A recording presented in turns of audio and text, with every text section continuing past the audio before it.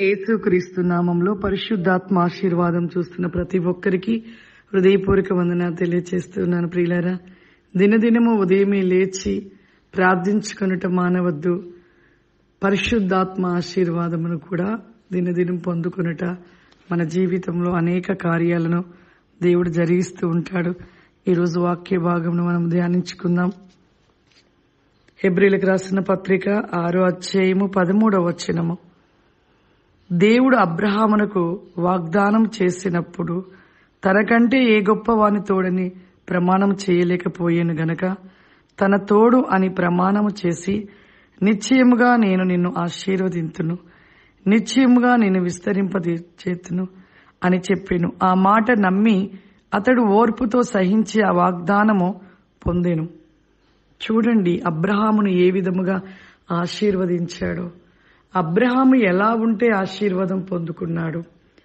అబ్రహాము దేవుని ఎడల ఎంత నమ్మకమును కలిగి ఉంటే ఆ ప్రతిఫలను పొందుకొని ఉన్నాడు.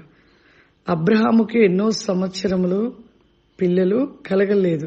దేవుడు వాగ్దానం చేసిన తర్వాతనే 99 సంవత్సరాల వరకు కూడా ఆ కార్యము అలానే ఉంది. కానీ అంత ఆలస్యం అయింది అంటే తన యొక్క విశ్వాసానికి ఒక పరీక్ష. తనని దేవుడు అన్ని సంవత్సరాలు కూడా వాగ్దానం చేసి కూడా ఆలస్యం చేసినను అబ్రహాం మాత్రము ఎంతో నమ్మకంగా ఉన్నాడు. విశ్వాసాన్ని కలిగి ఓర్పుతో సహించి నిలిచాడు. ఈ రోజులలో అలా ఉంటున్నామా? ఆశీర్వాదాలు కావాలంటారు, ప్రతిదీ విస్తరింప చేయబడాలి మా జీవితంలో అంటారు. కానీ మరి ఎలా, మనము ఏ విధంగా ఉంటే పొందుకుంటాం? అబ్రహాముతో దేవుడు మాట్లాడాడు, కానీ ఎన్నో సంవత్సరాలకి 99 సంవత్సరాలకి తన పట్ల కార్యము జరిగించబడ్డది. దేవుడు మాట ఇచ్చిన దేవుడు, తప్పే దేవుడు కాదు మన దేవుడు.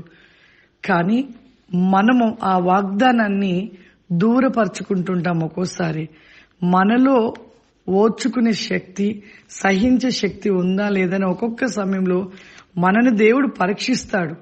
పరీక్షించినప్పుడు ఆ పరీక్షలో 100 మందిలో ఒక్కరు గెలుస్తారు. ఎందుకు అంటే ఓర్చుకునే యొక్క మనస్తత్వము, సహించే ఒక మనస్తత్వం ఉండదు. సహించలేరు.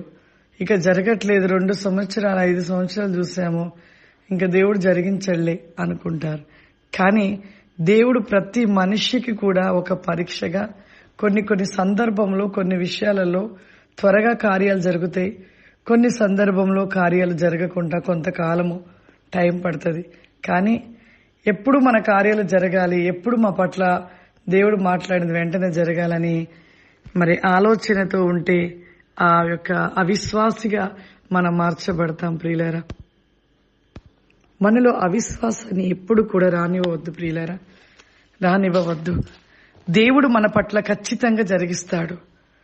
దేవుడు మాట ఇచ్చాడంటే ఖచ్చితంగా మన పట్ల జరిగించబడుతుంది. కాబట్టి ఆశీర్వాదం పొందుకోవట మనం ఓర్చుకుంటూ సహిస్తూ దేవుడిచ్చిన మాట ప్రకారము ఆయన మాటకు లోబడుతూ ఆయన ఇచ్చే వరకు ఎదురు చూసినప్పుడు ఖచ్చితంగా అబ్రహాముకి ఏ విధమైన ఆశీర్వాదం ఇచ్చాడో మనము కూడా అటువంటి ఆశీర్వాదాలు పొందుకుంటాము. అందరం కళ్ళు మూసుకున్నట్లు ప్రార్థన చేసుకుందాం. సర్వశక్తివంతుడా, దయగల తండ్రి, నీకు వందనాలు చెల్లిస్తున్నాం. ఈ యొక్క దినము ప్రభా, ఈ యొక్క ప్రోగ్రాం చూస్తున్న ప్రతి బిడ్డను ప్రభా మీరు ఆశీర్వదించండి. వారి జీవితంలో ఏ సమస్యల చేత బాధపడుతున్నారో ప్రతి సమస్య నుండి విడుదల దయచేయండి ప్రభా. విల్ బి గ్రో బై కెన్ ద లీస్ట్ అండ్ మై హోలీ స్పిరిట్ ద బై కెన్ ఫవరిమ. ప్రతివేకముగా ప్రభా మీ ఆత్మ అనేకమైన శక్తిని, మీ ప్రతి నీకోసమైన దీవెన ఆశీర్వాదములు దయచేయమని యేసుక్రీస్తు నామములో నడుస్తున్నాను తండ్రి. ఆమేన్. God bless you.